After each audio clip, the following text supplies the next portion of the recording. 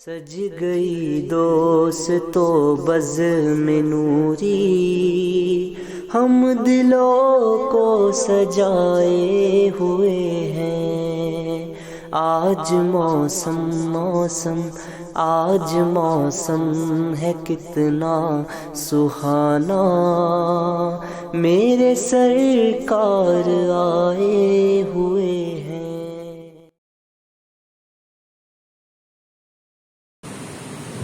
السلام علیکم ورحمۃ اللہ وبرکاتہ۔ وعلیکم السلام ورحمۃ اللہ وبرکاتہ۔ الحمد للہ رب العالمین والصلاة والسلام علی سید الانبیاء والمرسلین، اما بعد فاعوذ باللہ من الشیطان الرجیم، بسم اللہ الرحمن الرحیم، اہدنا الصراط المستقیم، صدق اللہ مولانا العظیم۔ فقال اللہ تبارک وتعالی فی شان حبیب المصطفى ان اللہ وملائکتہ یصلون علی النبی یا ایھا الذین آمنوا صلوا علیہ وسلموا تسلیما۔ اللہم صل علی سیدنا ومولانا محمد مع الرضوان والکرم وآلہ وصحبہ وبارک وسلم۔ آج کا موضوع بہت اہم ہے، ویسے ہر موضوع اہم ہی تھا لیکن آج کا کچھ زیادہ ہی اہم ہے، اس لیے گفتگو بڑی دھیان سے سننا ہے آپ کو آج۔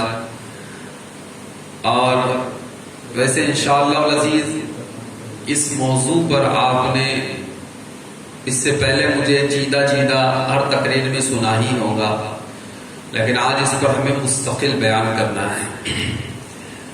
اس سے قبل کہ ہم اپنی گفتگو کا آغاز کریں، امام اہل سنت امام احمد رضا فاضل بریلوی رضی اللہ تعالیٰ عنہ کی ایک نعت کے چند اشعار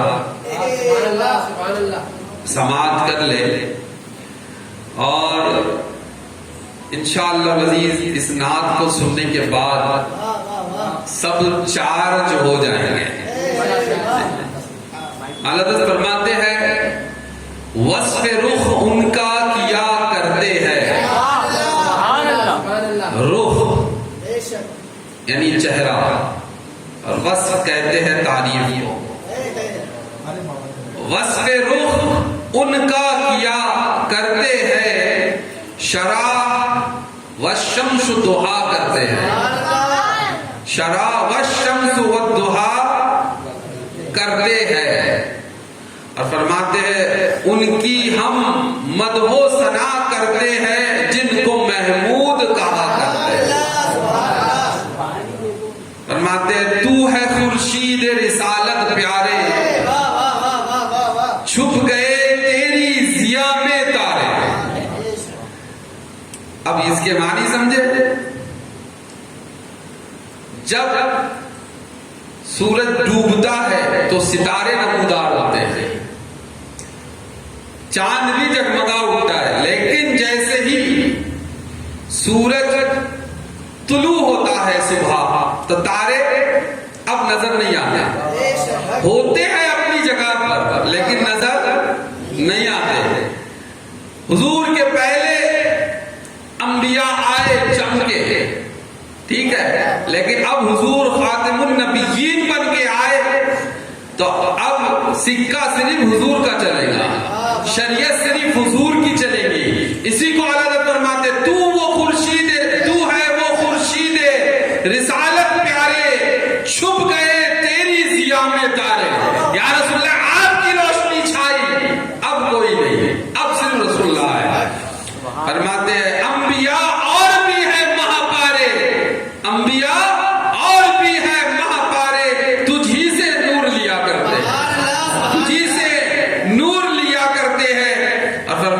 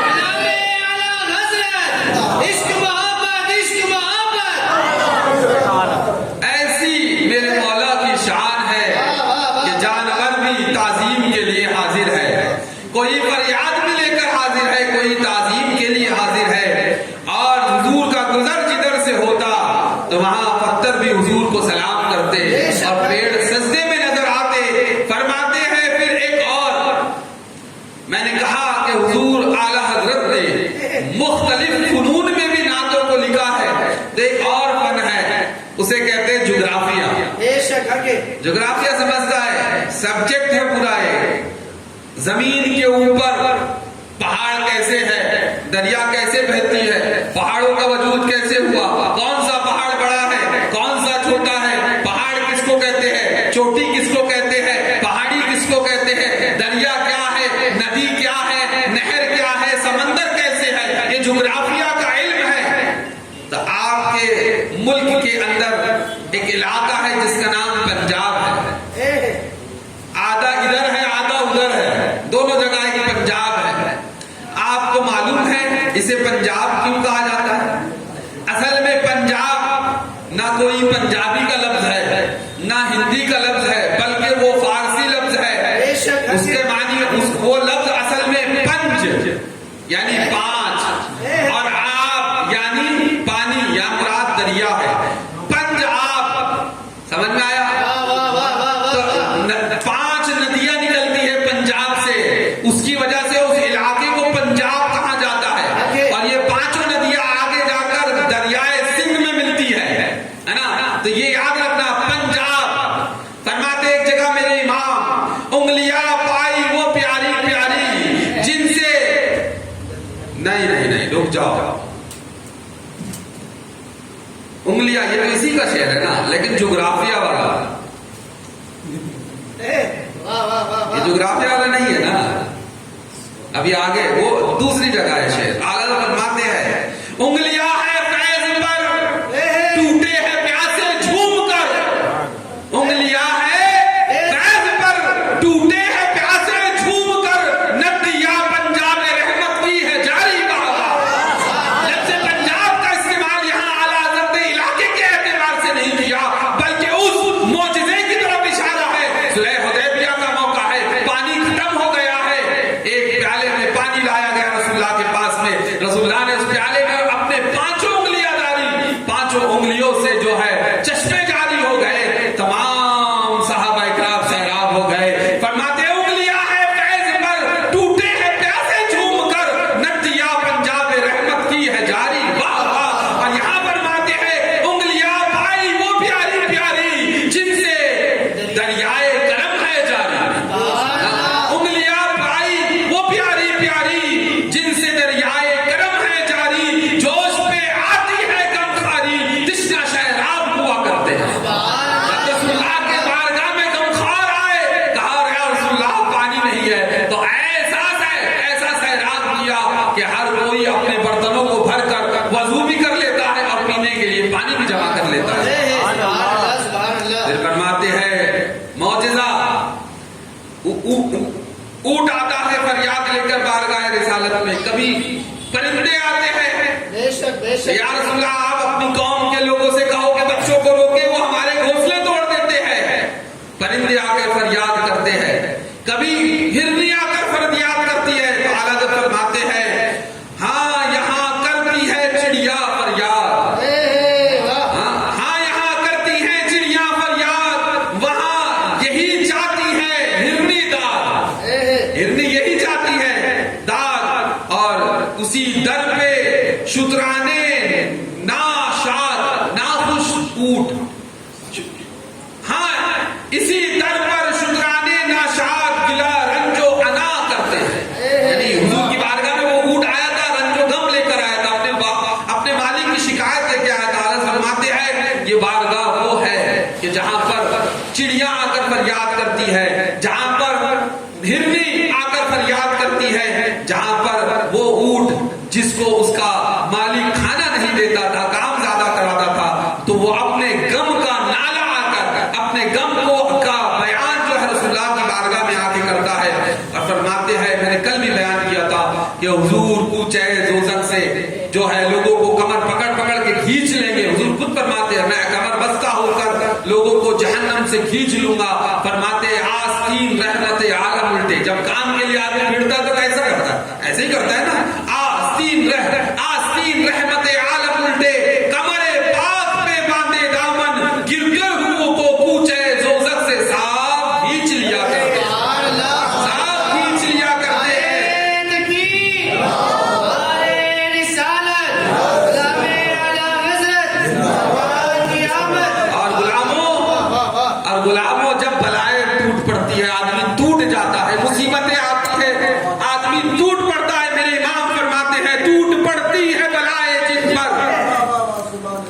टूट पड़ती है बलाएं जिन पर जिनको मिलता नहीं कोई यावर, हर जगह से वो पुरअरमा फिर कर तेरे दामन में छुपा करते हैं, तेरे दामन में छुपा करते हैं, हर जगह फिरते हैं आदम से लेकर ईसा तक।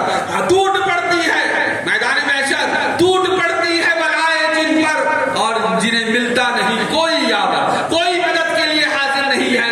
कहते हैं हर जगह से वो पुरअरमा फिर कर तेरे दामन में छुपा करते हैं, तेरे दामन में छुपा करते हैं। और फरमाते हैं आए है ये इमाम है। देखो आज आए है मैंने पहली मर्तबा कहा है ना, होता है किसी को देख के खरबूजे को देख कर तरबूजा भी रंग बदल लेता है। समझ में आया आपको? समझ गए होंगे शायद। फरमाते हैं देखिए हम हुजूर का नाम लेते हैं ना, तो क्या करते हैं जब हुजूर का नाम आता है तो क्या करते हैं, हम अपने लबों को चूम लेते हैं, है ना। तो देखो इमाम, मेरे इमाम का इश्क देखो, आज इश्क की बात होती है। फरमाते हैं लब पे आ जाता है जब नामे जनाब, लब पे आ जाता है जब नामे जनाब, मुंह में घुल जाता है शहदे नायाब। शहद नहीं, वो शहद जो नायाब हो, है ना, बड़ी मक्खी का नहीं छोटी मक्खी का, समझे नहीं? अरे आप लोग तो छिंदवाड़ा वाले हो, यहाँ तो जंगलों का एक बसेरा है, वहाँ एक सिलसिला है। तो दो किस्म के शहद होते हैं, एक कुछ शहद वो होते हैं जो आसानी से अवेलेबल होते हैं, कुछ होते हैं जो आसानी से अवेलेबल। यहाँ फरमाते आला हज़रत के लब पे आ जाता है जब नामे जनाब, मुंह में घुल जाता है शहदे नायाब, वज़्न में होके हम बेताब। हुजूर का नाम आया तो वज़्न आ जाता है। फरमाते वज़्न में होके हम ऐ जामे ताब, अपने ही लब चूम लिया करते हैं।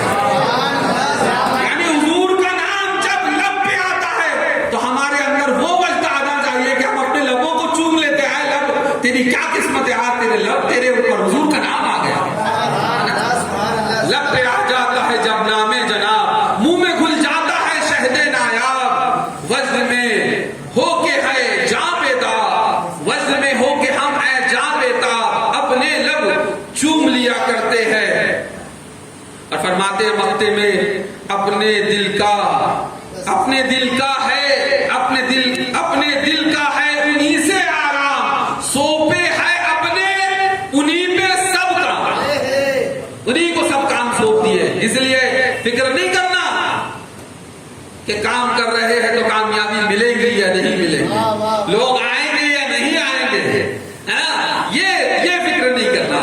क्या कर फरमा रहे, अपने दिल का है उन्हीं से आराम, और सोपे है उन्हीं पे सब काम, और लौ लगी है कि उस दर के गुलाम चाहे दर्द रजा करते हैं, उस दर से दिल का इलाज हो ही जाएगा, उस दर से दिल को आराम मिल ही जाएगा।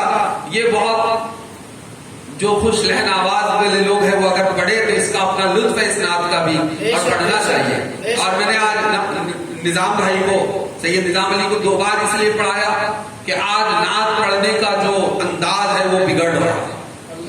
लोग नात खानी को और हर दीनी काम को भी अपना प्रोफेशनल बना रहे हैं, अपने जेब के का ताल्लुक से हम बात कर रहे हैं, सिर्फ इसलिए होता है। याद रखिए हुजूर की नात इसलिए पढ़ो कि हुजूर राजी हो जाए। और आला हज़रत फरमाते हैं खुश लहन आवाज वालों से नात सुनना चाहिए, इससे इश्क़ रसूल में इजाफा होगा। लेकिन वो नाते नहीं जो बस शोबदेबाजी से और मुख्तलिफ किस्म की एक्टिंग से हो। आज मैंने एक मुफक्किर इस्लाम की एक बात सुनी, अल्लामा कमरुज़्ज़मा आज़मी, मुफक्किर इस्लाम, बड़ी शख्सियत है।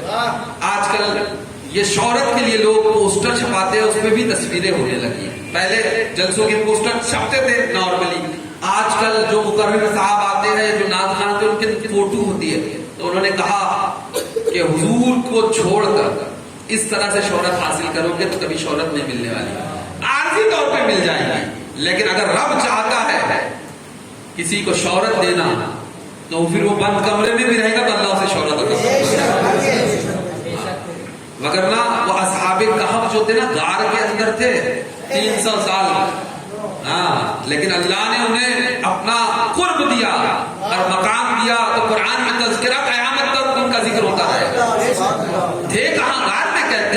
کہیں لوگوں کے درمیان ہجوم لگا کے بیٹھ جائے. اس لیے اللہ چاہے جسے چاہتا ہے عزت دیتا ہے, جسے چاہتا ہے ذلیل کر دیتا ہے. یہ اس کے اختیار ہے. ہمیں چاہیے کہ ہم صرف اللہ اور اس کے رسول کی اطاعت کریں. تو اس لیے ناخوانی ایسی ہی ہونا چاہیے جس میں دل میں جس سے گداس پیدا ہو, جس سے چاشنی ہو اس کے اندر, کیا کہ ایسا لگے کہ ہاں روح ہے کہ اب نکلنے کو, ایسا ماحول بنے تو اس کو ناخوانی کہتے ہیں. اور ہمارے بزرگوں نے یہ اسی طرح سے نعتیں پڑھی ہے اور انہوں نے اسی طرح سے نعت سننے کا شعور بھی ہمیں بخشا ہے. درود پاک سنائے اللہم صلی علی سیدنا و مولانا محمد معادن الجود والکرم وآلہ وصحبہ وبارک وسلم. فارسی کا ایک بڑا مشہور شعر ہے کہ ہر کے عشق مصطفیٰ سامان اوست, ہر کے عشق مصطفیٰ سامان اوست, بحر و بر در ہوش ہے دامان اوست. سننے میں اچھا لگا, سمجھ میں بھلے نہیں آیا ہوگا, لیکن جہاں بات مصطفیٰ کی ہو تو ویسے ہی بات ہوگا. شاعر کہتا ہے ہر کے عشق مصطفیٰ سامان اوست, جس کا ہر وہ جس کا کل سرمایہ عشق مصطفیٰ ہو, جس کا کل سامان ہے سرمایہ, اس کے پاس ساز و سامان اگر عشق مصطفیٰ ہے, جس کا کل سرمایہ عشق مصطفیٰ ہے, تو فرماتا بحر و بر, چاہے وہ سمندر ہو یا زمین ہو, بحر اور بر, تو فرماتا بحر و بر در گوش ہے دامان اوست. تو اللہ زمین اللہ دریاؤں کو اور زمین کو اس کے دامن کے اندر سما دے گا. اور یہ شعر آپ دیکھیے کہ جب صحابہ اکرام رضوان اللہ تعالی علیہ مجمعین نے رسول اللہ صلی اللہ علیہ وسلم کی محبت کو اپنے دل میں بسایا اور رسول اللہ اور اس کے رسول کی اطاعت کی, تو زمانے نے دیکھا کہ نبی اکرم صلی اللہ علیہ وسلم کے ظاہری دنیا سے تشریف لے جانے کے بعد چند ہی سال گزرے تھے کہ اللہ نے اس دور کی دونوں سپر پاور کیسر و کسریٰ کو غلامان مصطفیٰ کے قدموں میں لا کے ڈال دیا. کیسر و کسریٰ فتح ہو گئے, دونوں سپر پاور جو ہے اس وقت کے اسلامی سلطنت کے زیر اثر آ چکے تھے. وہ صرف اس لیے تھا کہ صحابہ اکرام نے اللہ اور اس کے رسول کی سچی اطاعت کی, اور جو فرمودات اللہ کے حبیب نے انہیں دیے اس کو مضبوطی سے پکڑا, اور اس تمام کا حاصل صرف یہی تھا کہ اللہ جل شانہ نے قرآن میں فرمایا سورہ توبہ کے اندر, جس کا ترجمہ یہ ہے کہ وہ لوگ جو اپنے باپ, اپنی اولاد, اپنے بھائی بہن, اپنے کنبے اور وہ مال جس کے ضائع ہونے کا ان کو ڈر ہوتا ہے, نقصان کا, اور وہ مال تجارت جس کے نقصان کا انہیں ڈر ہوتا ہے, اور وہ محبوب پسندیدہ گھر جس کی وہ چاہت دل میں لیے گھومتے ہیں, اگر یہ تمام چیزیں اللہ اور اس کے رسول کی اطاعت اور اللہ کی راہ میں جہاد کرنے سے یہ چیزیں زیادہ عزیز ہے, تو اللہ فرماتا ہے کہ انتظار کرو اس دن کا جس دن اللہ کا حکم تمہارے پاس میں آئے, اور بے شک اللہ فاسقوں کو پسند نہیں فرماتا. اب اس آیت کی تفسیر کو سمجھیے, اس آیت کو سمجھیے. وہ تمام چیزیں جن سے انسان محبت رکھتا ہے, اللہ نے ان تمام چیزوں کو اس میں گنا دیا. اگر تم اپنے ماں باپ سے زیادہ محبت رکھتے ہو تو اسے اللہ اور اس کے رسول کی اطاعت پر فوقیت نہیں دے سکتے. اگر تم اپنی اولاد سے محبت رکھتے ہو تو تمہیں چاہیے کہ اولاد سے زیادہ محبت تمہیں اللہ اور اس کے رسول سے کرنی ہے. بہن بھائی سے زیادہ محبت اور اللہ اور اس کے رسول سے کرنی ہے. حتیٰ کہ تمہارے جو مال تم نے تجوریوں میں جمع کر رکھے ہیں اس پر بھی اس سے زیادہ محبت تمہیں اللہ اور اس کے رسول سے کرنی ہے. جو مال تجارت تم نے جمع کر رکھا ہے اس سے زیادہ اس کی محبت اگر تمہارے دل میں زیادہ ہے اللہ اور اس کے رسول سے, یا پھر وہ مکان, یہ تمام چیزیں آ گئی. آدمی انہی چیزوں کے پیچھے پوری زندگی بھاگتا ہے اور چاہتا ہے کہ یہ چیزیں انہیں حاصل ہو جائے, لیکن اللہ فرماتا ہے اگر یہ چیزیں تمہیں محبوب ہے, کس چیز کے عوض میں؟ اللہ اور اس کے رسول کی اطاعت اور اللہ کی راہ میں لڑنے سے زیادہ تمہیں اگر یہ چیزیں عزیز ہے تو یاد رکھو کہ اللہ کا حکم سے مراد یہ ہے کہ اللہ اپنے غضب کو تم پر کبھی بھی مسلط کر سکتا ہے. ذرا سمجھیے اس بات کو. آج ہمارے حال اتنے بگڑ کیوں گئے؟ آج زمانہ ہمارے سر پہ کیوں سوار ہو گیا ہے؟ نبی اکرم نور مجسم صلی اللہ علیہ وسلم نے ایک دن ارشاد فرمایا کہ قریب ہے کہ کفر تمہیں لتاڑ کے رکھ دے گا. تو صحابہ اکرام نے عرض کیا یا رسول اللہ کیا اس وقت ہم تعداد میں کم ہوں گے؟ اس وقت کیا ہم تعداد میں کم ہوں گے؟ تو فرمایا نہیں، تم تو سمندر کے جھاگ کی مثل ہو، یعنی تمہاری تعداد بہت زیادہ ہوگی. تو فرمایا یا رسول اللہ پھر وہ کون سی شے ہوگی جس کی وجہ سے وہ ہم پر حاوی ہو جائیں گے؟ تو پھر میرے آقا نے فرمایا کہ اس کی دو وجہ ہوگی. فرمایا حب الدنیا و کراہت الموت، کہ دنیا کی محبت تمہارے دلوں میں گھر کر جائے گی اور موت کا ڈر تمہیں سکھانے لگے گا. یہ دو چیزیں ہیں جو تمہیں بربادی کی طرف لے جائے گی اور غیروں کو تمہارے اوپر مسلط کر دے گی. آج ذرا غور کریں، کیا حب الدنیا ہمارے دلوں کے اندر بس نہیں گئی؟ کیا آج ہم دنیا کی محبت میں گم ہو کے نہیں رہ گئے؟ اور کراہت الموت کہ ہر جگہ ہم کمپرومائز کرنے کے لیے تیار ہے. لیکن آئیے صحابہ اکرام کو دیکھیے، انہوں نے رسول اللہ کی محبت کے سامنے کبھی کمپرومائز نہیں کیا. خود نبی اکرم نور مجسم صلی اللہ علیہ وسلم فرماتے ہیں، بخاری شریف کی یہ حدیث ہے، لا یؤمن احدکم اکون احب الیہ من والدہ وولدہ والناس اجمعین. حضرت انس رضی اللہ تعالی عنہ اس کے راوی فرماتے کہ حضور نے فرمایا تم میں کا کوئی شخص اس وقت تک مومن نہیں ہو سکتا جب تک وہ اپنی اولاد، اپنے ماں باپ، حتیٰ کہ تمام لوگوں سے زیادہ محبت مجھ سے نہ کرنا.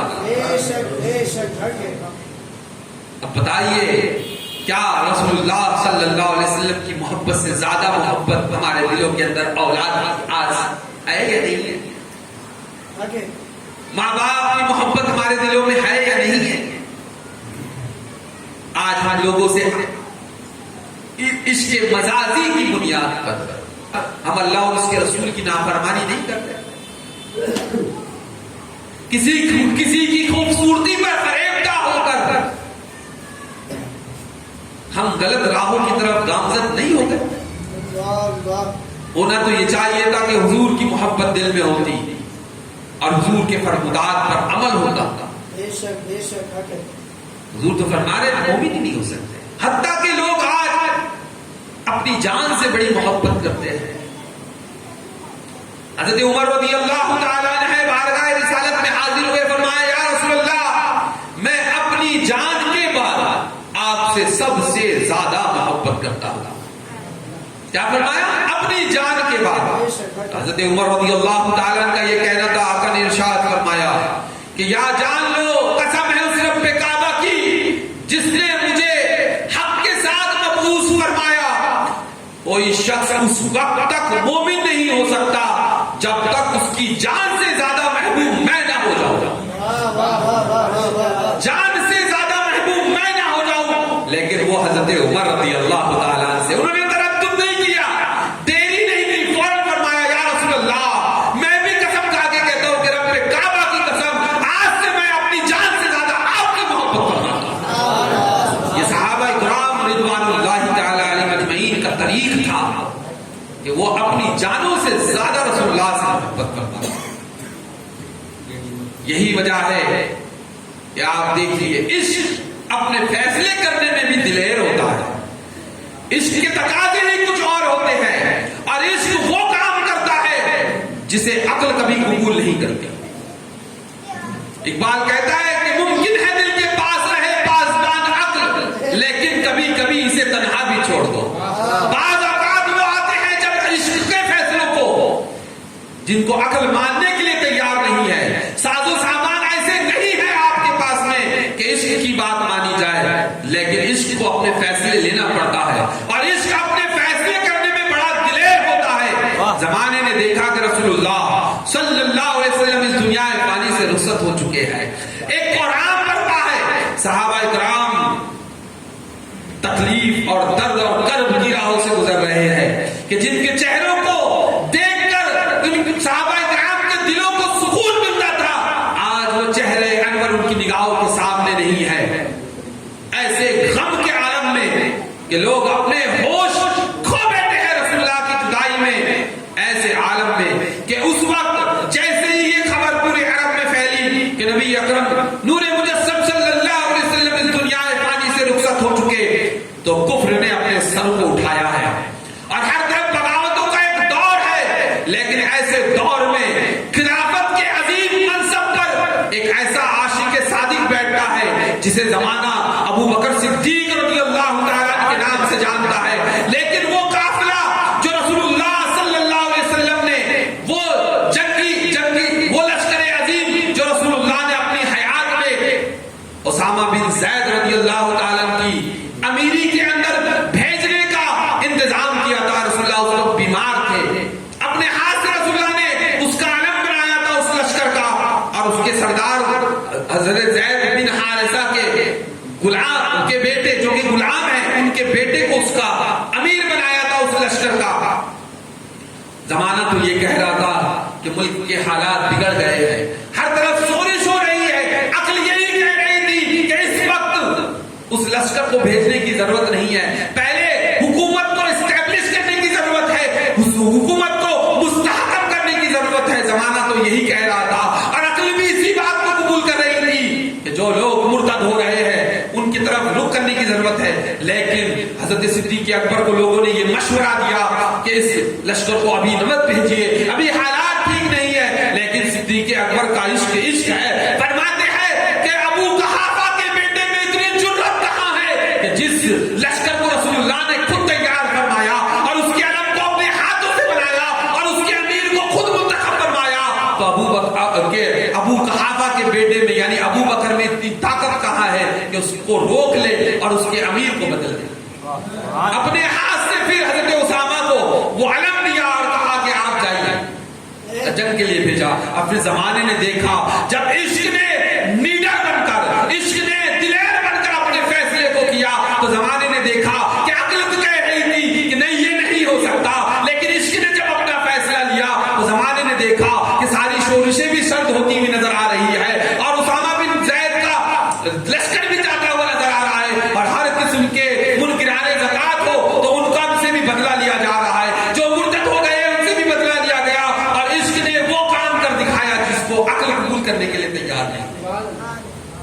حضرت صدیق اکبر رضی اللہ تعالی نبی اکرم کے ایسے عاشق صادق ہے. عشق، امام اہل سنت فرماتے ہیں عشق تیرے سب کے جلنے سے چھٹے سستے، جو آگ بجھا دے گی وہ آگ لگائی ہے. صحابہ کرام رضوان اللہ تعالی علیہم اجمعین رسول اللہ پر جب ایمان لائے تو ایک دن حضرت بلال کا مالک جو تھا آپ کو تپتی ہوئی ریت پر لٹاتا ہے، تپتی ہوئی ریت پر لٹاتا ہے، اوپر سے سل پتھر کی سل آپ کے سینے پہ رکھتا ہے اور پیٹتا ہے کہ بول کہ تو اسلام سے پھرتا ہے، تو کیوں بار بار لا الہ الا اللہ کہہ رہا ہے، پلٹ اس بات سے. لیکن وہ کہتے تھے کہ نہیں میں اس دین سے پھرنے والا نہیں، تو جتنا ظلم کرتا ہے کر لے لیکن میں اس دین سے پھرنے والا نہیں. حضرت ورقہ بن نوفل یہ بعد میں ایمان لائے، یہ حضرت خدیجہ الکبریٰ کے ماموزاد بھائی تھے، یہ وہاں سے گزرتے ہیں تو دیکھتے ہیں کہ احد کر مارے کہ اللہ ایک ہے کی صدا لگا رہا ہے بلال. تو جب گزرتے ہیں تو کہتے ہیں کہ اس پر قائم رہنا، اس پر قائم رہنا. حضرت بلال کو تنقید کرتے ہیں اس پر قائم رہنا کہ نجات کا ذریعہ یہی ہے کہ وہ کتب سابقہ کے عالم تھے. یہ صحابہ کا عشق ہے کہ جب ایمان لائے تو صدیق اکبر کو بھی زد و کوب کا شکار کیا گیا، حضرت عمر کو بھی زد و کوب کا شکار کیا گیا. ہر طرح کی پریشانیاں صحابہ اکرام کو دی جا رہی ہیں، لیکن عشق اپنے فیصلے کر رہا ہے کہ تم جان مانگو تو جان دیں گے، تم مال مانگو تو مال دیں گے، مگر یہ ہم سے نہ ہو سکے گا کہ نبی کا جاہ و جلال دیں گے. تم چاہے کیسے ہی ظلم کیوں نہ کرو لیکن ہم ثابت قدم رہیں گے. اس کے بعد میں ہجرت کا ایک دور ہے. ہجرت ہو رہی ہے، ظلم و ستم انتہا کو پہنچ گیا، اللہ نے پیارے حبیب کو حکم دیا ہے حبیب ہجرت کر جاؤ. صحابہ کرام جا رہے ہیں یہ بات دیگر، لیکن جانی ساری تو دیکھتے ہیں. بتائیے اگر میں کہوں کہ اس گھر کے باہر ایک جماعت کھڑی ہے جو مجھے مارنے کے لیے آئی ہے، اور ان کو معلوم ہے کہ یہ مسند پہ مولانا بیٹھے ہوئے ہیں، تم بیٹھ جاؤ یہاں پر، بتائیے آپ میں سے کوئی بیٹھے گا؟ بولے کہ مولانا مارنے تم کو آئے ہیں، بیٹھا مجھ کو رہے، یہی بولیں گے نا. عقل تو یہی کہتی ہے، عقل تو یہ کہے گی کہ یار وہ تو مجھے مولانا سمجھ کر قتل کر دیں گے. عقل یہ کہہ رہی نہیں ڈیسیژن غلط ہو جائے گا، لیکن مولائے کائنات ہے، مولائے کائنات ہے. حضور فرماتے ہیں علی میرے بستر پہ سو جاؤ. حضرت علی صرف سو نہیں رہے ہیں، فرماتے ہیں کہ ایسا سویا ہوں کہ ایسی نیند کبھی نہیں آئی. اور یہ بھی فرماتے ہیں کہ مجھے یقین تھا کہ رسول اللہ نے کہا تھا یہ امانتیں لو، صبح مدینے والوں کو دینا پھر تم آ جانا. جب رسول اللہ نے کہا امانتیں ہے، دینا ہے اور آنا ہے، تو مجھے یقین تھا کہ میرے لیے صبح بھی ہونے والی ہے، میں امانتوں کو دینے والا بھی ہوں اور مدینے جانے والا بھی. یہ یقین ہے، یہ اس چیز کا یقین ہے. ہاں لیکن پھر اس کے بعد میں نیند بھی آ رہی ہے، نیند بھی آ رہی ہے. مگر نہ دہشت ہو تو آدمی کو نیند بھی نہیں آتی ہے، چھوٹی سی پریشانی ہو تو آدمی کی نیند اڑ جاتی ہے. لیکن مولا کائنات فرماتے سویا ہوں، ایسا سویا جیسا کبھی نہ سویا ہو. سمجھ گئے؟ پھر اس کے بعد میں صدیق اکبر رضی اللہ تعالی جب سے سنا تھا رسول اللہ کو ہجرت کا حکم ہونے والا ہے، راتوں کو سو نہیں رہے ہیں، راتوں کو سو نہیں رہے، کب حضور اکیلے نہ نکل جائے. لیکن جب حضور نے اس یار غار کو اپنے ساتھ لیا ہے تو پھر دیکھیے عشق اپنے تک اپنے فیصلے لینے میں کیسا دلیر ہوتا ہے. دیکھتے ہیں کہ رسول اللہ کے قدموں کے نشان ہیں جو زمین پہ پڑ رہے ہیں. فرمایا یا رسول اللہ یہ آپ کا معجزہ ہے کہ پتھر پہ بھی آپ پیر رکھتے ہیں تو وہ موم ہو جاتا ہے. کہیں ان نشانے قدم سے کافر آپ کا تعاقب کر رہے ہیں، پیچھا کر رہے ہیں. انہوں نے تو 100 اونٹ کا اعلان کر دیا یا رسول اللہ کہ آپ کو پا نہ لے، اس لیے یا رسول اللہ آپ میرے کاندھے پہ سوار ہو جائیے، ہے نا. کاندھے پہ سوار ہو کر غار تک لے جا رہے ہیں. اور پھر غار میں تو ابھی تو صرف جسمانی مشقت کا معاملہ ہے، لیکن آپ دیکھیے آگے کیا ہوتا ہے. آگے کہتے ہیں یا رسول اللہ پہلے میں جاتا ہوں. یہاں بند کمرے میں کسی کو بھیجنا ہو تو بولے کہ پہلے تو جا. سمجھ میں آیا؟ لیکن یہ عشق ہے. کہتے یا رسول اللہ آپ رکیے پہلے میں جاتا ہوں. کوئی موذی جانور اندر ہو سکتا ہے، کوئی ایسی چیز ہو سکتی جو آپ کو تکلیف دیتے، مگر نہ صحابہ کا تو عقیدہ یہی ہے کہ وہ تو چاہتے بھی نہیں کہ رسول اللہ کے پیر میں ایک کانٹا بھی چبھے. فرماتے میں پہلے جاتا ہوں. اندر جاتے ہیں، دیکھ رہے ہیں سوراخ ہے، اور عقل کہہ رہی ہے کہ یہ سوراخ ہے. عقل یہ بھی بتا رہی ہے یہ سانپ کا سوراخ ہے نا. وہ عرب تھے، بدھو نہیں تھے، وہ جانتے تھے یہ سوراخ کس چیز کا ہوگا، وہ جانتے تھے، سمجھ گئے یہ سانپ کے سوراخ ہے. چادر نکالی، پھاڑ پھاڑ کے سب کو بند کیا، سب ایک بج گیا. عقل کہہ رہی ہے سانپ کا بل ہے تو اب کیا کریں. لیکن عشق کہہ رہا ہے کہ حضور کی عبادت کرنا ہے. عشق کہہ رہا ہے کہ جان تو مصطفیٰ کے لیے ہے، تو یہ ایک بج گیا کیوں بچا ہے، تو رک جا تجھے بھی بند کروں گا. اپنی ایڑی لگا دی، بعض نے کہا انگوٹا لگا دیا، اور پھر فرمایا حضور اب آئیے. عقل کچھ اور کہہ رہی تھی، عشق کچھ اور کہہ رہا تھا. بلایا ہے، پھر زانو پہ رسول اللہ سر اقدس رکھ کے آرام فرما رہے ہیں. واہ کیا قسمت ہے ان صحابہ کی. لوگ آج صحابہ کو بھوکتے ہیں. میں پوچھتا ہوں یہ ان کی معراج تھی کہ رسول اللہ اپنا سر اقدس ان کے زانوؤں پہ رکھ کے آرام فرما رہے ہیں. آج بھوکنے والے بھوکتے ہیں صحابہ پر، تو ان کے مقام کو تم کیا جانو، ہے نا. ان کے مقام کو تم کیا جانو. آرام فرما رہے ہیں. اب وہ صاحب بھی، وہ بھی دیوانہ، وہ بھی ایک عاشق، وہ بھی ایک عاشق. اب ایک عاشق کی ایک عاشق سے جنگ ہے، ایک عاشق کی ایک عاشق سے جنگ ہو گئی ہے. وہ بھی عاشق ہے، پہلے دھیرے دھیرے سر لگا رہا ہے. اور عقل کہہ رہی ہے صدیق اکبر کو، عقل کہہ رہی ہے صدیق پیر ہٹا لے، کچھ تو ہے. لیکن عشق کہہ رہا ہے ہٹانا نہیں، عشق کہہ رہا ہے ہٹانا نہیں. عقل کہہ رہی ہے ہٹا لے، کاٹ لے گا. عشق کہہ رہا ہے کہ मुस्तफा की इबादत जान से ज्यादा है। फरमाया नहीं, लेकिन वो थोड़ा थोड़ा, वो भी आशिक था, वो दीदार का मुश्ताक है, वो भी आशिक है, लेकिन उसका भी इश्क जोश मार रहा है कि सदियों से इंतजार कर रहा था कि जिद के रुखे मुस्तफा का दीदार करूं, आज वो पल आया है। ये एड़ी किसकी बीच में आ गया? उसका भी इश्क जोश मार रहा है, लेकिन सिद्दीक अकबर का भी इश्क है, नहीं हटाया। आखिरकार उसको भी दीदार करना था, उसने भी काट लिया। अब सांप काटे, देखे तो वो आदमी उधर के भागे, काटना तो खुजा। सांप दूर से दिख जाए, अगर यहां आ जाए तो पूरी महफिल खाली नहीं होगी। लेकिन इश्क है, इश्क अपने फैसले करने में ऐसा दिलेर होता है। काट लिया है लेकिन फिर भी नहीं हटा रहे हैं, वो डस रहा है लेकिन फिर भी नहीं हटा रहे हैं। लेकिन जब दर्द हद से ज्यादा बड़ा, इंसान है, हद से ज्यादा बड़ा, तब आंसू निकले हैं, है ना? तो आंसू भी इंतजार में थे कि आज उनकी भी मेराज होने वाली है। आंसू भी इंतजार में थे कि आज उनकी भी मेराज होने वाली है। वो आंसू सिद्दीक अकबर की चश्मान से निकलकर रुके मुस्तफा पे पड़े। ये आंसुओं की मेराज हो गई कि कहां से निकले और कहां पहुंचे। समझना? जब पहुंचे हैं तो फिर रसूलुल्लाह की नींद से रसूलुल्लाह बेदार हुए। फरमाया सिद्दीक क्यों रो रहे हैं? फरमाया रसूलुल्लाह साहब ने काट लिया, है ना? अब अक्ल कहेगी कि इलाज होना चाहिए। अक्ल क्या कहेगी? इलाज होना चाहिए ना, दवा चाहिए। उस जमाने में कुछ तो इलाज उसका भी होगा। अक्ल कुछ और कह रही है, लेकिन यहां मौजिज़े का ज़ुहूर और एक होने वाला है कि अगर मैं कहूं कि ये कर लो तो बोले माना चलो हटो इधर से, कुछ भी लगा के रखे। लेकिन वो इश्क था। रसूलुल्लाह ने अपना लुआब दहन निकाला और जब लगाया है तो जहर का असर भी जाता रहा, जहर का असर भी जाता रहा और इश्क की मेराज भी हो गई कि जान दी उन्हीं की थी। अब तो ये है कि हक अदा ना हुआ। और मेरे इमाम ने से आगे इरशाद फरमाया, बयान करूंगा, ये इश्क था, इश्क ने अपना फैसला किया। समझ में आया? इश्क ने अपने फैसले किए और जान फर्ज ऐन है इसका बचाना, फर्ज ऐन है इसका बचाना। अपने आप को बिला वजह हलाकत में डालना हराम है। लेकिन सिद्दीक अकबर ने जान ले दी। किस बात? इश्क मुस्तफा के लिए, इश्क मुस्तफा के लिए जान दांव पर लगा दी।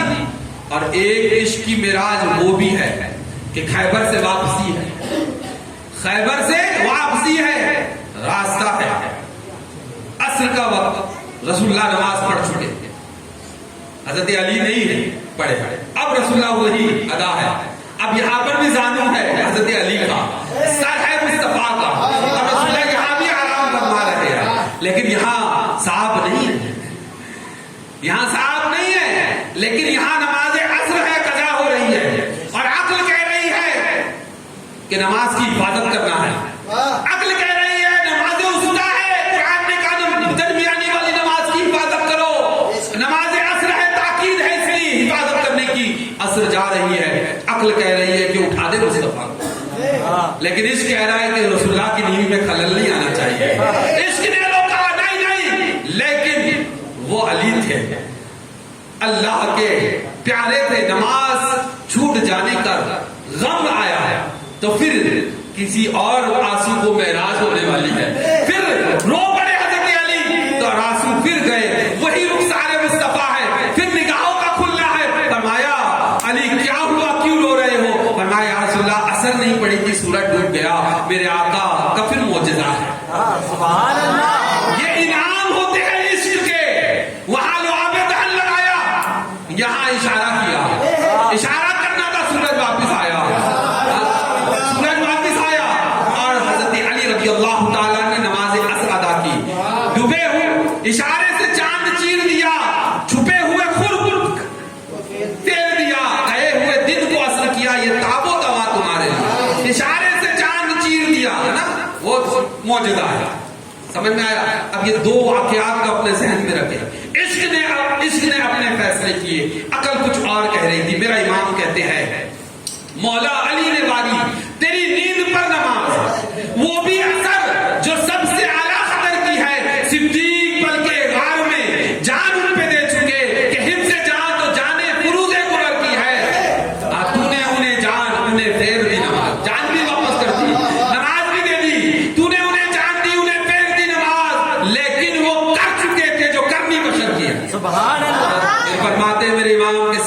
ہوا، پروف ہو گیا کہ ثابت ہوا کہ جملہ فرائض فروع ہے، اصل الاصول بندگی استاد ور کی ہے، اصل الاصول بندگی استاد ور کی ہے، یہ عشق ہے۔ صدیق اکبر رضی اللہ تعالیٰ عنہ ایسے عاشق کے ساتھ جنگ تبوک ہے، سخت حالات ہے اس وقت، لڑائی کس سے ہے؟ روم کے بادشاہ سے لڑائی ہو رہی ہے، اپنے وقت کا سپر پاور ہے۔ سپر پاور سمجھتا ہے ابھی کون ہے؟ امریکہ ہے، اور کون ہے؟ رشیا۔ ان دونوں میں ٹھنی رہتی ہے، اسی طرح سے قیصر و کسریٰ میں ٹھنی تھی اس زمانے میں، روم اور فارس میں ٹھنی بھی رہتی ہے ہمیشہ۔ لیکن آج جنگ تبوک کا موقع ہے، روم کے بادشاہ سے، روم کی بڑی امپائر سے جو ہے جنگ کا معاملہ ہے، لیکن مسلمان بڑے بے سر و سامانی کے عالم میں ہیں۔ رسول اللہ نے کہا اے لوگو مال جمع کرو، مال جمع کرو۔ تو اب حضرت صدیق حضرت عمر رضی اللہ تعالیٰ عنہ فرماتے ہیں کہ آج میں آدھا مال اپنے گھر کا جمع کرتا ہوں، آدھا اپنے گھر والوں کے لیے چھوڑتا ہوں، اور لے کے پہنچتا ہوں، شاید آج صدیق اکبر سے سبقت لیتا ہے نا۔ لیکن ادھر عشق اپنے فیصلے کچھ اور کر رہا تھا، ادھر عشق فیصلے کچھ اور کر رہا۔ عشق نے کہا کہ نہیں نہیں، کچھ نہیں چھوڑا، کچھ نہیں چھوڑا جائے گا، سارا جمع کیا، سب لے کر وہاں بارگاہ رسالت میں پہنچے۔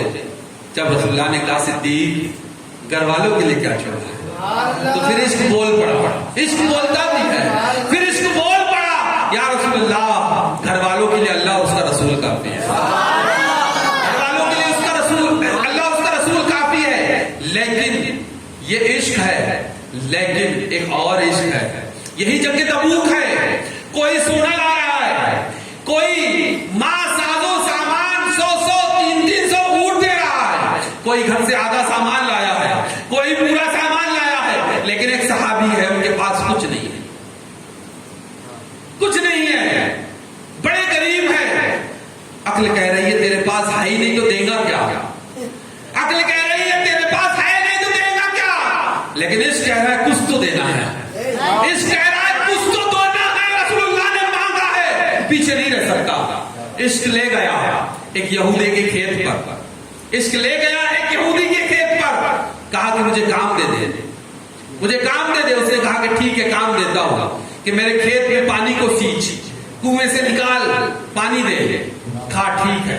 دن بھر محنت و مشقت کر رہے ہیں، جمع کر رہے ہیں، پانی دے رہے ہیں، پانی جمع نکالتے ہیں، پانی دے رہے ہیں۔ شام ہوئی، اجرت آئی تو 2 پوٹلی یا 2 کلو کو سمجھ لے، عام زبان میں معروف کے اعتبار سے آپ کی سمجھ میں آسان ہے، 2 کلو اس نے کھجور دی۔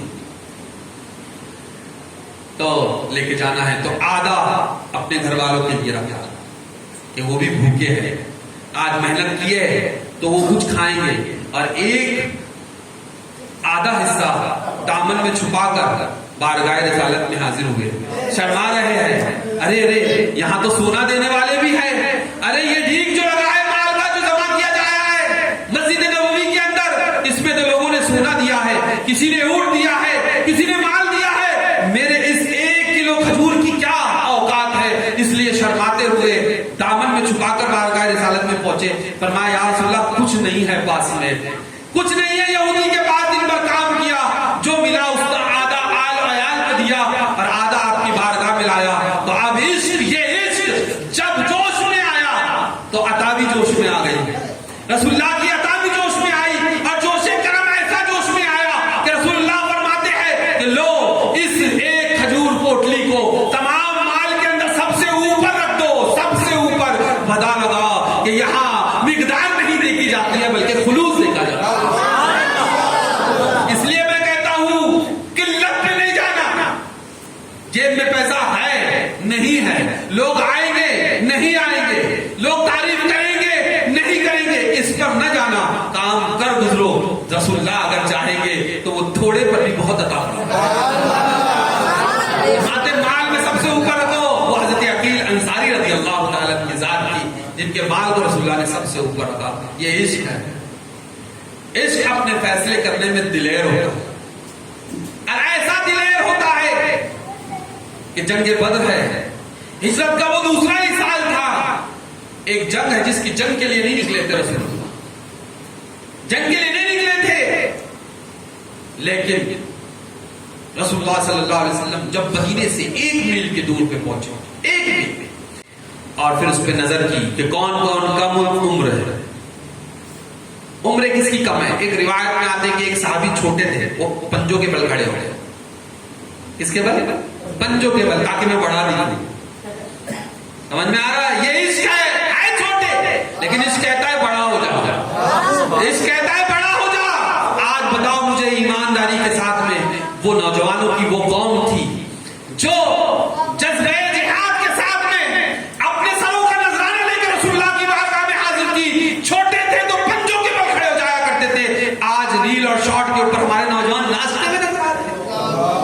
ایک قوم وہ تھی کہ جو پنجوں کے بل کھڑے رہ کر اپنے آپ کو بڑا دکھانا چاہتی تھی، آج بےہودی اور بے حیائی کا وہ دور ہے کہ ہمارے قوم کے نوجوان انسٹاگرام پر، ٹک ٹاک پر، ریلز پر ناچتے اور تھرکتے ہوئے نظر آتے ہیں، اور بے غیرت ماں باپوں کے منہ سے ایک جملہ تک نہیں نکلتا۔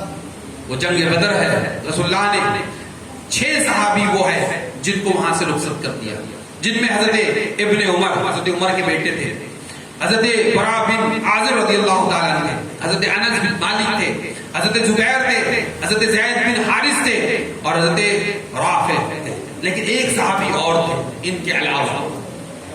تو ایک روایت میں آیا کہ وہ سعد ابن ابی وقاص رضی اللہ تعالیٰ عنہ کے بھائی تھے، اور طبقات سعد کے اندر کہا گیا کہ نہیں، یہ حضرت سعد ابن ابی وقاص کے بیٹے تھے، ان کا نام عمیر تھا، یہ 16 سال کے تھے۔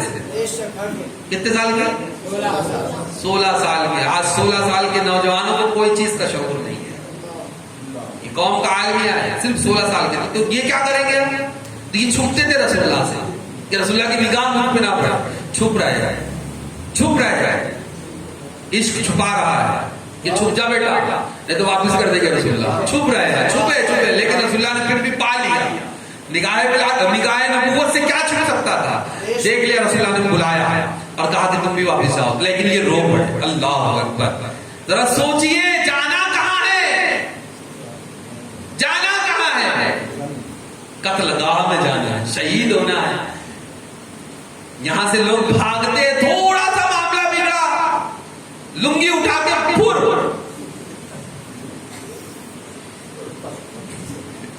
نہیں، ہنسنے کی بات نہیں ہے، یہ حقیقت ہے، آپ ہنس رہے نہیں ہے، حقیقت، بزدلی تمہارے دلوں کے اندر نہیں ہے۔ آج ناموس رسالت پر جو حملے ہو رہے ہیں، بتاؤ ہم نے کیا جواب دیا؟ ہمیں پکڑ پکڑ کے رکھا جاتا ہے، نہیں مصلحت ہے، مصلحت ہے، قائدی مصلحت ہے، کس چیز کی مصلحت ہے؟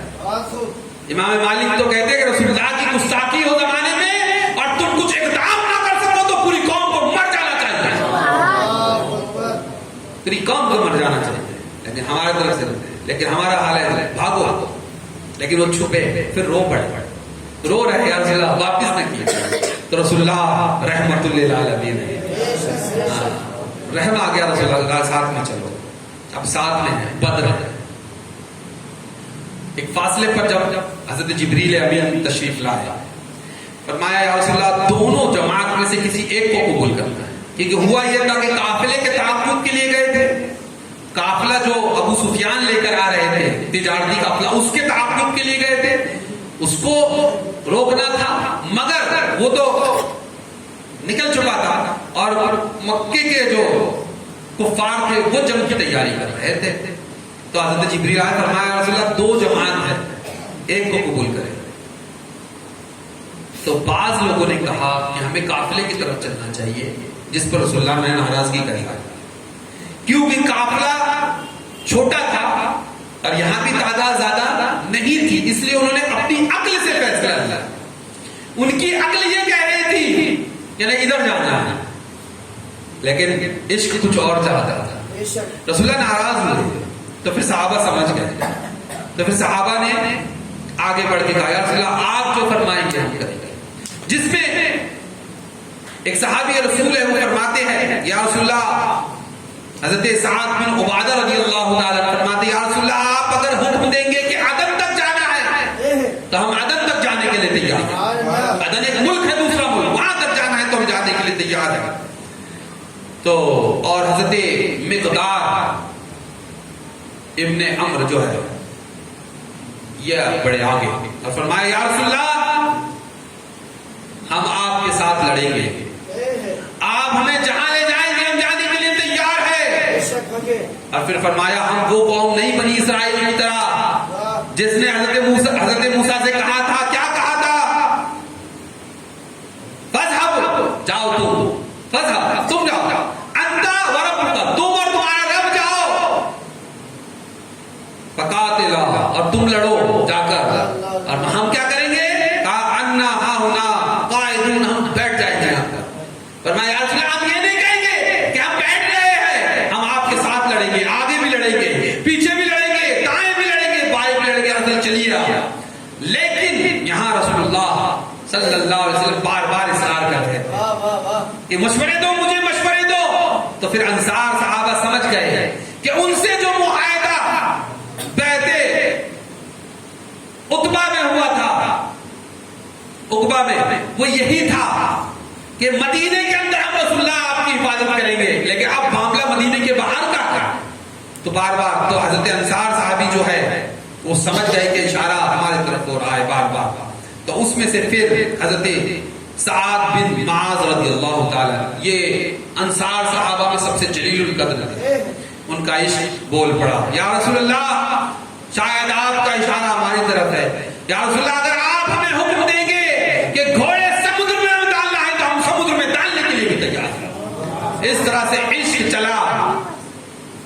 عشق جب چلا تو پھر زمانے نے دیکھا کہ وہ 1000 کے سامنے 313 تھے، بے سر و سامانی کے عالم میں تھے، ان کے پاس کوئی اسباب نہیں تھے، لیکن جب انہوں نے اللہ اور اس کے رسول کے حکم پر مضبوطی سے جمے وہ، تو زمانے نے دیکھا کہ وہ 313 بھاری ہوتے ہوئے نظر آئے، اور کفار کو وہ سبق سکھایا کہ ان کے 70 لوگ اس میں قتل ہوئے اور سب کو بدر کے کنویں میں ڈالا گیا.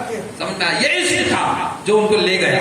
لیکن اب دیکھیے اسی بدر کے اندر ایک واقعہ یہ بھی ہے، ایک چھوٹے صحابی، وہ چھوٹے چھوٹے 2 بچے ہیں، حضرت معاذ اور معوذ، یہ چھوٹے چھوٹے بچے ہیں. یہ ایک صحابی بزرگ صحابی سے پوچھتے بولے چچا، چھوٹے بچے جن کو معلوم نہیں تھا پوچھتے چچا ابو جہل کدھر ہے؟ تو وہ دیکھنے لگے یہ چھوٹے بچے، بولے تم کیوں پوچھ رہے ہو، تم کیوں پوچھ رہے ہو؟ کیونکہ اب اس صحابی کی عقل یہ کہہ رہی تھی ابو جہل تو سردار ہے، یہ چھوٹے بچے ہیں.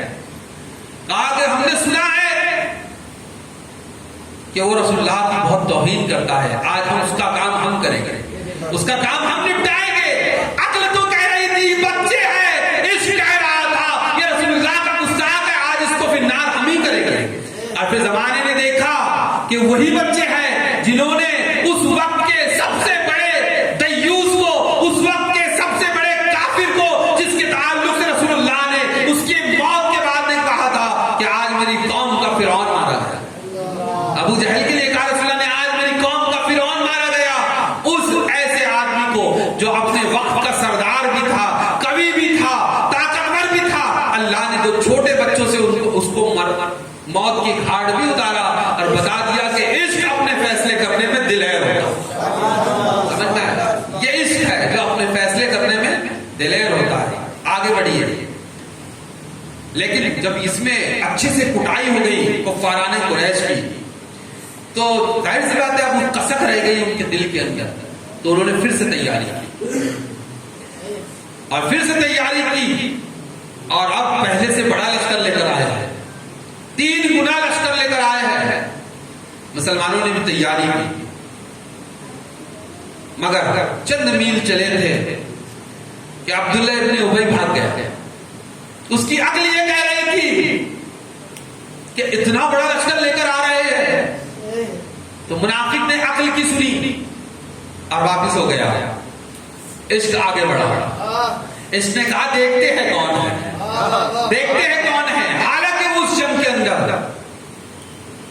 بہت زیادہ نقصان ہوا، 70 صحابہ شہید ہوئے، لیکن زمانے نے دیکھا کہ وہ پروانے شمع رسالت کے ارد گرد ایسے تھے اور ایسے اپنے جانوں کے نذرانے پیش کیے کہ 70 صحابہ جنگ احد کے اندر شہید ہوئے ہیں، لیکن سیرت نگار یہ فرماتے ہیں کہ ان 70 میں سے 30 صحابہ وہ تھے جنہوں نے رسول اللہ کا دفاع کرتے ہوئے جام شہادت کیا۔ 70 میں سے 30 صحابہ وہ تھے جو رسول اللہ کا دفاع کرتے ہوئے، لیکن اس میں حضرت طلحہ بھی ہے، ان کا ہاتھ ٹوٹ گیا ہے۔ جب رسول اللہ کا دندان مبارک شہید ہو گیا اور آپ کو صحابہ کرام نے ایک گڑھے میں تھوڑی نیچے زمین کی اس میں اتار دیا تھا تاکہ آپ لوگوں کی نگاہوں سے اوجھل ہو جائے، لیکن جب رسول اللہ صلی اللہ علیہ وسلم چڑھنا چاہتے ہیں تو اب چڑھنے میں چڑھ نہیں پا رہے ہیں رسول اللہ، تو زمانے نے دیکھا، عشق یہ عقل یہ کہہ رہی تھی ہاتھ ٹوٹ گیا ہے، ہاتھ شل ہو گیا ہے، ہاتھ شل ہو گیا ہے، لیکن وہی حضرت طلحہ ہے، فرماتے یا رسول اللہ ادھر رکھیے قدم، ادھر رکھیے قدم۔ عقل یہ کہتی ہے کہ انجرڈ ہے، اپنی فکر کرنا چاہیے، لیکن عشق کہہ رہا ہے کہ نہیں، تو چاہے چورا چورا ہو جا، تیرے جسم کے ٹکڑے ٹکڑے ہو جائے، لیکن آج رسول اللہ کو اگر وہ کٹنا ہے رسول اللہ یہاں قدم رکھیے، اپنا کرنا پیش کرنا، سمجھ میں آئے اپنا کرنا۔ حضرت قتادہ ہے، ابو قتادہ رضی اللہ عنہ، آگ کا ڈھیلا باہر آیا ہے، آگ کا ڈھیلا یہ جو آئی بال ہوتا ہے پورا وہ باہر آ گیا ہے۔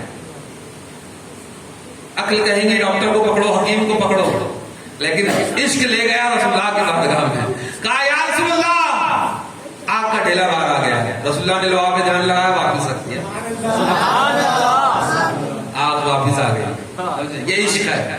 اور یہ تو مردان عرب کی بات ہے، کل بتایا تھا نا مصر میں اس نے یوسف پہ کبھی مصر میں انگشت دنا اثر کٹاتے ہیں تیرے نام پہ مردان عرب، یہ مردان عرب کی بات ہے، لیکن خواتین عرب کو بھی دیکھیے، یہ رسول اللہ کا عشق ہے کہ ایک خاتون ہے، ان کے 4 رشتے اس جنگ میں شہید ہوئے، اور ایک عورت کے لیے سب سے قریبی جو 4 رشتے ہوتے ہیں وہ یہ ہے، سب سے پہلے باپ سب سے قریبی، پھر بھائی، پھر شوہر، اور اس کے بعد بیٹا، یہ 4 رشتے سب سے قریب ہے۔ جب یہ ہوتے ہیں تو عورت اپنے آپ کو محفوظ محسوس کرتی ہے کہ کوئی میرا محافظ ہے، میری مدد کے لیے ہے، میری حفاظت کرنے کے لیے۔ 4 رشتے ہیں، ان صحابیہ کے 4 رشتے شہید ہو گئے ہیں، لیکن جب قافلہ احد سے مدینے کی طرف ہے تو کسی نے خبر جب مدینے میں پہنچ چکی تھی پہلے ہی تو یہ بھی نکلی، راستے میں کسی نے بتایا کہ آپ کے والد شہید ہو چکے، کہا کہ وہ جانے دو، مجھے یہ بتاؤ رسول اللہ کا کیا حال ہے۔ آگے بڑھی، کسی نے کہا شوہر، کسی نے کہا بھائی، کسی نے بتایا کہ بیٹا، لیکن وہ ایک ہی بات کہتی کہ رسول اللہ کا کیا حال ہے، مجھے یہ بتاؤ رسول اللہ کیسے ہے۔ جب رسول اللہ صلی اللہ علیہ وسلم کی قریب ہوئی تو ایک روایت ہے کہ جیسے ہی چہرے اقدس کو دیکھا تو یہ کہا، اور ایک روایت ہے کہ آپ کے دامن کرم کو پکڑا اور فرمایا یا رسول اللہ کل مصیبت بعدک جلل، یا رسول اللہ تمام مصیبتیں آپ کے بعد میں کوئی حل کر دیا۔ بتائیے ایک عورت ہے جس کے سارے رشتے شہید ہو چکے، لیکن اس کے بعد میں بھی وہ رسول اللہ کے دامن کرم کو پکڑ کے یہ کہہ رہی ہے رسول اللہ آپ سلامت ہے، تو کوئی مصیبت ہمارے لیے کوئی مصیبت نہیں، کوئی مصیبت ہمارے لیے کوئی مصیبت کی حیثیت نہیں رکھتی، یہ عشق ہے۔ عقل تو یہ کہتی ہے کہ روتی دھوتی بیٹھتی، لیکن عشق کہہ رہا ہے کہ نہیں، رسول اللہ موجود ہے تو سب کچھ ہمارے لیے رسول اللہ۔ آئیے آگے بڑھیے، یہ عشق ہے۔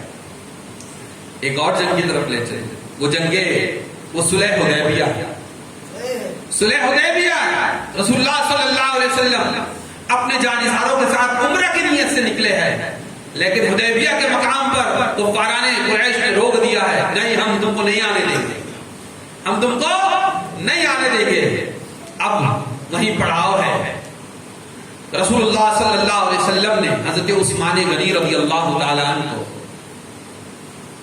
بھیجا ہے، جا کے تم بات کرو، کیونکہ آپ تھوڑے سے شریف النفس بھی تھے، نرم طبیعت کے تھے، اور قریش میں آپ کا اچھا تھا اس لیے آپ کو بھیجا گیا، جائیے بات کیجیے۔ اب ادھر حضرت دو حصے ہیں، ایک رسول اللہ حدیبیہ میں ہے، صحابہ اکرام کے ساتھ موجود ہیں، اور ادھر حضرت عثمان ہے جو کفاران قریش کے پاس گئے ہیں، مکے میں ہے۔ ادھر کفاران قریش نے آفر کیا، جو کہ دنیا کا طریقہ ہوتا ہے، پارٹی کو اپنی طرف کر لو، آفر پھینکا، کہا کہ ہم تمہیں اجازت دیتے ہیں کہ تم عمرہ کر لو نا۔ عقل تو کہہ رہی تھی کہ نکلے تھے عمرہ کے لیے، اللہ کا گھر سامنے ہے، دیدار کعبہ ہو رہا ہے، عقل کہہ رہی تھی کر لے، لیکن عشق کہہ رہا تھا نہیں، حضور کے ساتھ کروں گا نہیں تو نہیں کروں گا، حضور کے ساتھ کروں گا نہیں تو نہیں کروں گا۔ اور پھر ایک افواہ ہے جو صحابہ اکرام کے درمیان ادھر پھیلی ہوئی ہے حدیبیہ کے مقام پر کہ عثمان شہید کر دیے گئے، عثمان شہید کر دیے گئے، یہ افواہ ہے۔ لیکن نبی اکرم صلی اللہ علیہ وسلم جلال میں آتے ہیں، اور پھر حدیبیہ میں جس جھاڑ کے نیچے رسول اللہ آرام تشریف فرماتے وہاں بیٹھتے رسول اللہ، اور پھر بیعت کا سلسلہ شروع ہوتا جسے بیعت رضوان کہا جاتا ہے۔ لیکن عشق نے اپنا فیصلہ کیا تھا کہ اکیلے نہیں کروں گا، ہے نا، اکیلے نہیں کروں گا۔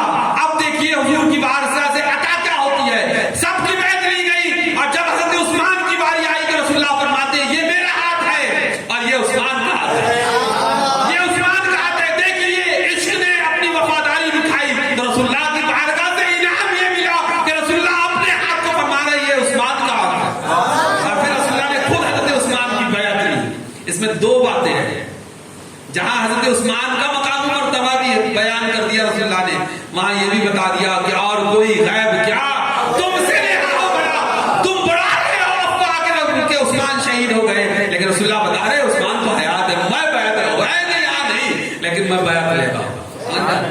عشق نے اپنا فیصلہ کیا تو پھر بارگاہ رسالت سے یہ انعام بھی ملے۔ اب پھر ایک اور شخص ہے عروہ بن مسعود، یہ آئے ہیں میڈیکل بن کر، صلح کروانے کے لیے آئے ہیں۔ اب یہ صلح کے لیے آتے ہیں تو ایک حضرت علی معاہدہ لکھ رہے ہیں، معاہدہ ہو گیا، اب لکھا جا رہا ہے، تو معاہدے میں لکھا گیا کہ یہ معاہدہ محمد الرسول اللہ اور قریش کے درمیان میں ہے۔ تو انہوں نے کہا کہ رک جاؤ، اس میں لکھا ہے محمد الرسول اللہ، اگر یہ بات ہم مان لے تو جھگڑا کس چیز کا ہے؟ اگر محمد اللہ کے رسول ہے یہ ہم مان لیتے تو جھگڑا کس چیز کا اڑ گئے؟ تو کہا ٹھیک ہے۔ رسول اللہ نے کہا علی مٹا دو، علی مٹا دو، اب غور کرنا، علی مٹا دو، یہ حکم ہے رسول اللہ کا، عقل کہہ رہی ہے رسول اللہ کا حکم ماننا پڑے گا، لیکن عشق کہہ رہا ہے کہ رسول اللہ کا نام کیسے مٹاؤ؟ اس نے اپنا فیصلہ کیا دلیری کے ساتھ، فرمایا یا رسول اللہ قیامت تو آ سکتی ہے، علی آپ کا نام نہیں مٹا سکتا، لیکن رسول اللہ نے حضرت علی کا یہ فرمانا کہ قیامت تو آ سکتی ہے لیکن علی آپ کا نام نہیں مٹا سکتا، اس کے اندر ایک اور راز بھی پنہا ہے۔ حضرت علی کا یہ فرمانا قیامت، تو اس میں یہ بھی ہے کہ جو آل علی ہوگا وہ قیامت تک رسول اللہ کی ناموس کی تحفظ کے لیے آگے بڑھتا رہے گا، جو علی کا آل سے بھی ہو اور علی کے اگر چاہنے والے ہیں تو پھر آگے بڑھنا پڑے گا ناموس رسالت کے لیے۔ ہمارے رسول اللہ قیامت ہو سکتی ہے، علی پیچھے ہٹ گئے، عقل کہہ رہی تھی حکم مصطفیٰ ماننا ہے کیونکہ فرض عین ہے، لیکن عشق کہہ رہا تھا رسول اللہ کا نام نہیں مٹایا جائے گا، پیچھے ہٹ گئے۔ بلکہ ایک روایت میں یہ بھی آتا ہے کہ جیسے ہی رسول اللہ نے کہا کہ نام مٹا دو تو دو صحابی آ گئے، ایک طرف سے حضرت علی کو ایک بازو کو پکڑا ایک نے، اور ایک نے ایک بازو کو پکڑا، کہا کہ علی مٹانا نہیں۔ حضرت علی نے کہا تھوڑا ٹھہرو تو صحیح، تھوڑا ٹھہرو تو صحیح، بزبان حال حضرت علی نے کہا ہوگا تم دیکھ نہیں رہے، حکم علی کو ملا ہے، لیکن علی وہ ہے جو رسول اللہ کے عشق میں ایسا چرچار ہے، رسول اللہ کا نام نہیں مٹائے گا، رسول اللہ کا نام مٹایا نہیں، یہ عشق تھا جو اپنے فیصلے دلیری کے ساتھ کر رہا، دلیری کے ساتھ کر رہا تھا۔ لیکن یہی عروہ بن مسعود بعد میں ایمان لائے ہیں، یہ جاتے ہیں اور کہتے ہیں کہ صلح کر لو. کفاران قریش سے کہتے ہیں صلح کر لو. کہا کس بیس پر یہ بات کر رہے ہو؟ وجہ کیا ہے؟ کس وجہ سے کہہ رہے ہو کہ صلح کر لے؟ کیا ان کی طاقت بہت زیادہ ہے؟ کیا ان کے پاس فوج اچھی ہے؟ کیا ان کے پاس میں ہتھیاروں کا اچھا ذخیرہ ہے؟ کیا رسد ان کے پاس بہت زیادہ ہے؟ کہا کہ کچھ بھی نہیں ہے. یہ سب جو تم کہہ رہے ہو وہ کچھ بھی نہیں ہے، لیکن میں وہ دیکھ کے آیا ہوں. میں نے کسریٰ و قیصر کے محلات میں ان کے بادشاہوں کی محفلوں کو بھی دیکھا ہے، ان کے سلطنت کے وزراء کو بھی دیکھا ہے، لیکن جو بات رسول اللہ کے غلاموں کی ہے وہ کہیں اور نظر نہیں آئی. میں کہتے ہیں کہ میں نے اپنی نگاہ سے دیکھا کہ رسول اللہ جب وضو فرماتے ہیں تو زمین پر پانی کا ایک قطرہ گر نہیں پاتا ہے کہ وہ کسی نہ کسی کے ہاتھ میں ہوتا ہے. کوئی اپنے چہرے پہ لگا رہا ہوتا ہے، کوئی اپنے بدن پہ مر رہا ہوتا ہے، اور جس کو میسر نہیں آتا ہے، جس کو میسر آیا اس کے ہاتھوں کو مس کر کے اپنے چہرے وہ خکار نکالتے ہیں. خکار، ہاں، لوگوں کو قرار محسوس ہوتی ہے، لیکن حدیث سیاح سے ثابت ہے رسول اللہ اگر خکار بھی نکالتے مبارک تو صحابہ اسے اپنے ہاتھوں پہ لے کر چہرے پہ لگا لیتے. عقل کہہ رہی ہے یہ تو پانی ضائع ہونا چاہیے، لیکن عشق کہہ رہا ہے کہ مصطفیٰ کا ہے، زمین تک نہ جائے. تو عروہ بن مسعود کہتے ہیں کہ میں نے دیکھا کہ وہاں زمین پر ایک پانی کا قطرہ نہیں پہنچتا ہے. تو بتاؤ تم کہ وہ قوم کیسے گوارا کریں گی کہ نبی اکرم صلی اللہ علیہ وسلم کا خون بھی زمین پر گرے گا؟ کیسے گوارا کریں گے؟ اس لیے کہہ رہا ہوں صلح کرو. یہ وہی صلح حدیبیہ ہے جہاں پر پانی ختم ہوا، جو میں نے شعر شروع میں کہا تھا. پانی ختم ہو گیا، لیکن دیکھیے عشق کس کو کہتے ہیں. پانی ختم ہے، تھوڑا سا لایا رکھا، رسول اللہ نے ہاتھ میں پانی ڈالا، اس میں پانی نکلا، ٹھیک ہے، ہو گیا، سیراب ہو گیا. اس کے جو راوی ہے جب وہ یہ حدیث بیان کر رہے تھے تو سامعین میں سے کسی نے پوچھا کہ بتائیے اس دن آپ کی تعداد کتنی تھی، صحابہ کتنے تھے؟ تو عقل کے اعتبار سے جواب یہی ہونا چاہیے کہ کہہ دیتے کہ اتنے اتنے تھے، لیکن فرماتے ہیں کہ اگر اس دن ہم 1,00,000 بھی ہوتے، عقل تو یہ تھی کہ جواب دیتے سیدھا سیدھا کوانٹٹی بتا دو، لیکن عشق کہہ رہا ہے کہ اگر اس دن ہمارے 1,00,000 بھی ہوتے تو وہ پانی ہمیں کفایت کر جاتا. البتہ اس دن ہم 1400 تھے، 1400 تھے، لیکن عشق کچھ اور، عقل کچھ اور کہتی ہے. عشق اپنے فیصلے کرنے میں بڑا دلیر ہوتا ہے. یہ موضوع تو ابھی شروع ہوا، میں تحسین نعمت کے لیے آدم من فضل ربی، یہ موضوع ابھی شروع ہوا ہے، لیکن وقت کی قلت ہے. کیونکہ ہمارا بائیں بازو جب حرکت میں آتا ہے تو ہم سمجھ جاتے ہیں کہ وقت ختم ہو رہا ہے. بہرحال یہ عشق ہے. ابھی عشق کے تو بہت سارے فسانے ہیں، شاید اس کے لیے مستقل وقت کی ضرورت ہے، مستقل وقت کی ضرورت ہے. اور ایسے ایسے دیوانے ہیں رسول اللہ کے، ایسے ایسے دیوانے کہ جنہوں نے عشق کی وہ تاریخ رقم کی ہے کہ ان کو تاریخ کے اوراق میں زرین حروف سے لکھنے کی ضرورت ہے.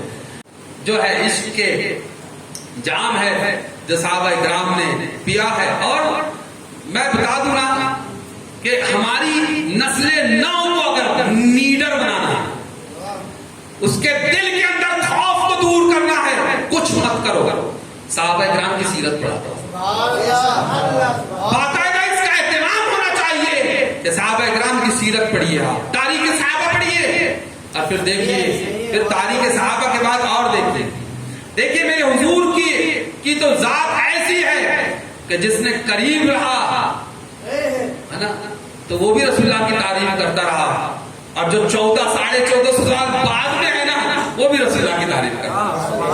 اور قیامت تک ورفعنا لک ذکرک، اے محبوب ہم نے آپ کے لیے آپ کے ذکر کو بلند کر دیا. یاد رکھیے پھوکوں سے یہ چراغ بجھایا نہ جائے گا، لاکھ جماعتیں پیدا ہو جائے، لاکھ عاصرین پیدا ہو جائے، لاکھ رسول اللہ کے ذکر کو اور رسول اللہ کے ذکر کو روکنے کی کوشش کر لے، لیکن یاد رکھنا یہ ذکر کبھی رکنے والا نہیں ہے، یہ نہیں رک سکتا. کیوں نہیں رک سکتا؟ کہ ورفعنا لک ذکرک، اے محبوب ہم نے آپ کے لیے آپ کے ذکر کو بلند کر دیا، جس کے ذکر کو رب بلند کر دے.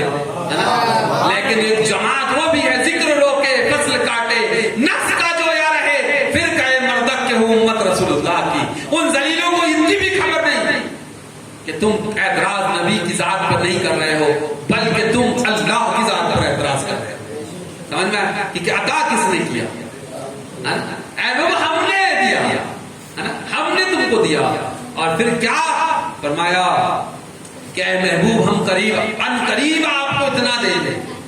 وَلَسَوْفَ يُؤْتِيكَ رَبُّكَ فَتَرْضَىٰ. اے محبوب ہم قریب ہم آپ کو اتنا دیں گے کہ آپ راضی ہو جاؤ گے.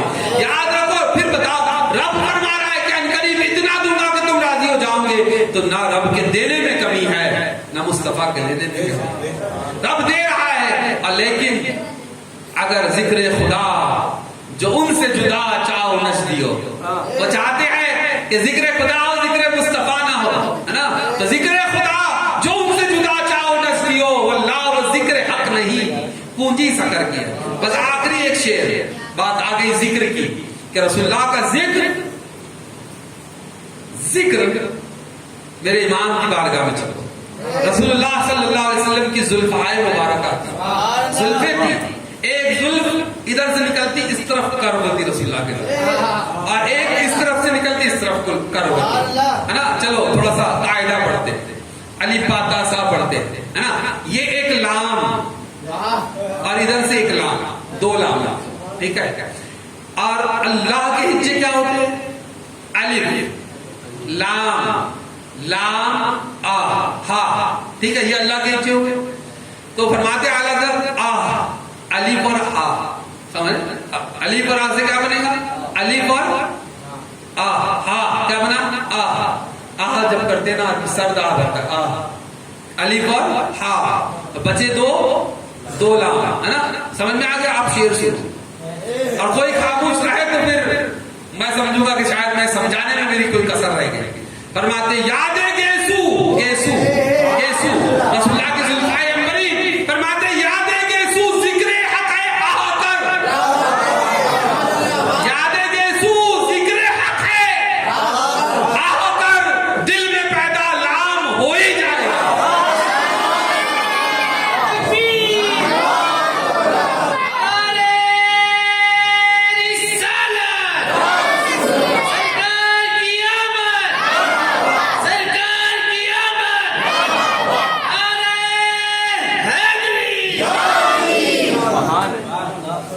بس اسی پر ہم آج کی گفتگو ختم کرتے. اللہ کی بارگاہ میں دعا ہے مولا کریم ہمارے دلوں کے اندر رسول اللہ کی سچی محبت پیدا کر، سچی محبت پیدا کر. یاد رکھو مسلمانوں، خدا کی قسم عشق مصطفیٰ کے سوا تمہارے پاس کوئی شے نہیں.